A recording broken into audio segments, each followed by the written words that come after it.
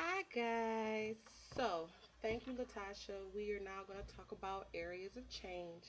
Um, for Borders, they really just seemed like they didn't have a very good structure or a good company mindset.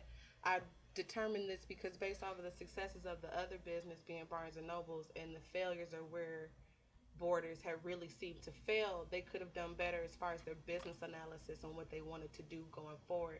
For instance, they should have paid more attention to the trends that were going on as far as in the book business, where it was going, switching from print readers to online, and try to address that more hands on versus giving all their business to Amazon, it turns out, who became their competitor, stole a lot of their business, and end up, being a big part of their downfall. So I think that if they would have addressed that better, they could have had a better shot at being successful, or at least being adjustable to where they could sustain and stay in business and do some different things. Now, when I brought up the Amazon thing, that also ties into the decision making portion of the structure. I believe that it was a top down situation. The people who were the CEOs and the top managers were making the decisions, and it ultimately turned out to be a part of their downfall.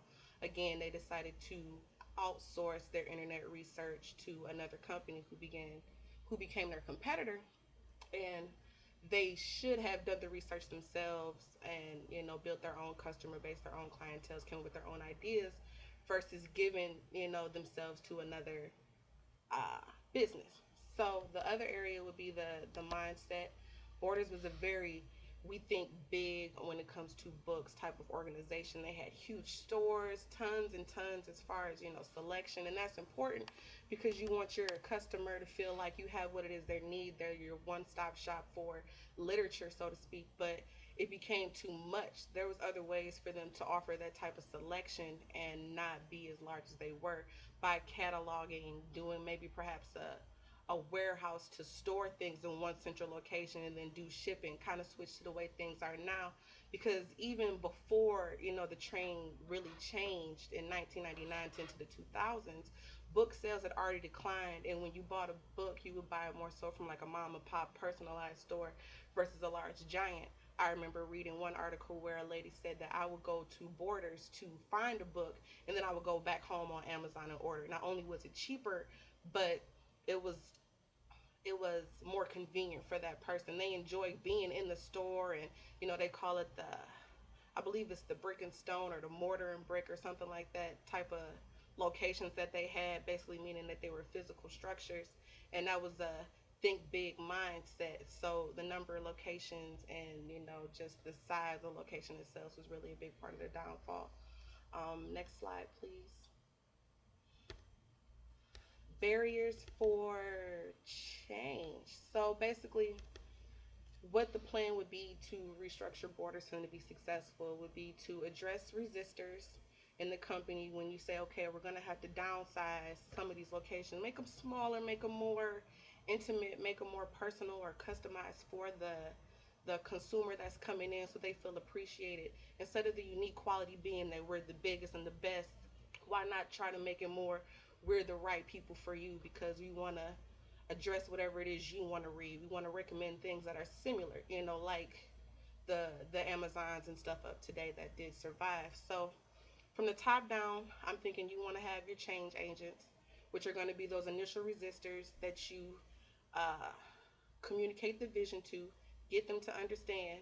Then they lead by example, and you're able to turn those people into, your agents. They work for you and kind of help get the rest of the team on board with these new things as far as downsizing. So in doing so, you form those coalitions. Ideally, you would want to have top managers do it, and then also have frontline managers at the locations and the stores, saying that this is what's happening. And then it starts to address that other barrier of change what comes into play, which would be gossip. Gossip within the business can be bad because it's that behind the scenes, we know something's going on, but top management demands not telling us, blah blah blah. It becomes a negative. It turns your change before they even know what it is. It makes whatever you're going to say to them a negative thing. So you want to definitely communicate what's going on to your employees, and say, okay, we're going to be doing this, we're going to be doing that, and this is why. Ideally, I thought a good idea for them to communicate the downsizing and the change would be saying we want to go green. And going green, it makes sense to save energy and resources by downsizing and making places smaller, and then you could bring up the personalization to the customer to try to bring in more sales and eventually, do that sort of thing. Just an idea, but that's not really the point. And then of course education. You want to educate why it's important for us to do this. Next slide, please. So political issues was something that I had a hard time with at first, even though I had read and knew that it was regarding business and management and efficiency. When you think political, I think government and legislation. But anyway, so power, you want to, you're going to have to deal with top management. Borders went through a lot of CEOs and different things during, that 1999 to like 2005 era, to where no one could really get a good handle on the situation. Again, I do think that that was due to a failure of analyzing, a business analysis, and then of course trying to predict and adjust to those trends. But it definitely lacked efficiency. But in order for people to understand what it is you want to do with change and to do that politicking, which is necessary in business, that cover yourself attitude, or um the what am I thinking of? I apologize. uh you want to, I can't think of what it is I'm trying to say as far as the politics, but you just, when it comes to the top down management, you want to handle the backlash that comes when you implementing that change. So you want individuals to take responsibility for what they're doing versus them feeling like you cracking down on them. You want you don't want to create conflict, and you just want to encourage the new changes and be informative and give education. You want to form a coalition, so you can facilitate teamwork and politic in a positive way versus a negative, because ultimately, as that last point says right here, it's all about perspective. Depending on how you give it to them, they're going to either perceive it as a negative, or that positive.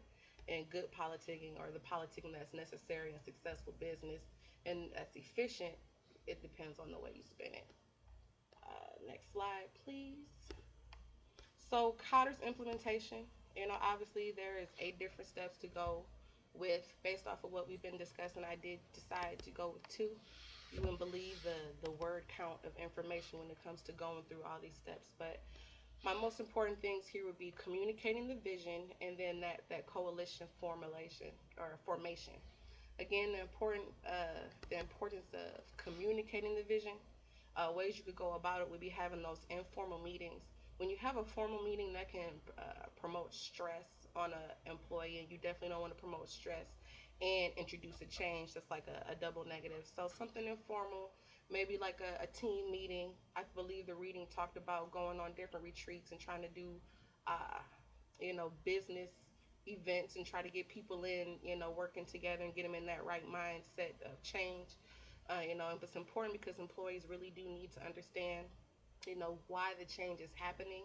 And then again, you want to make sure that you communicate the plan very thoroughly in order for them to adapt to the vision. Now, as far as that coalition formation, I'm thinking you want to start with a coalition with your department supervisors. They will decide who they want to be their frontline managers, and they will form a frontline coalition. And then they can find people, because the frontline managers are people who really know your worker bees, your average Joe kind of guys. So they know who's really devoted, who's loyal, because they work directly with the people that you're paying, so to speak. So I think that they would be the ones who would find those key resistors to become your change agents when you want to uh, do the coalition formation. Next slide, please. So, where are we now? Good stuff, right? Conclusion. Success is never guaranteed.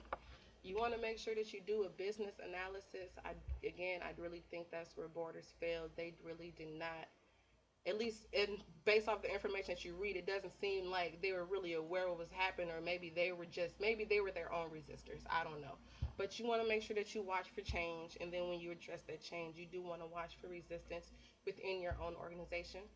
Again, you want to predict those trends, what's going on in business, what can I do to adjust my business structure to be successful, or at least to maintain And then, what's going on with the competition, what are they doing, how can we be similar. As far as what they did, they were definitely too little too late, introducing that little tablet and whatever they tried to do. Anywho, and then again, you want to address things directly and then stay within that organization instead of trying to address whatever they thought was going on by outsourcing to Amazon and other people. Like they did a deal with Starbucks to sell coffee, and coffee at that time was extremely popular. There was already a Starbucks on every corner, so why go to Borders to get a cup of coffee and there's a Starbucks next door? Like it was just, they didn't make the right decisions. So, uh, I think that's about it. We are Team A. I appreciate you, ladies. Thank you for all that you do. I could not be me without you. These should be our references. And do you have any questions?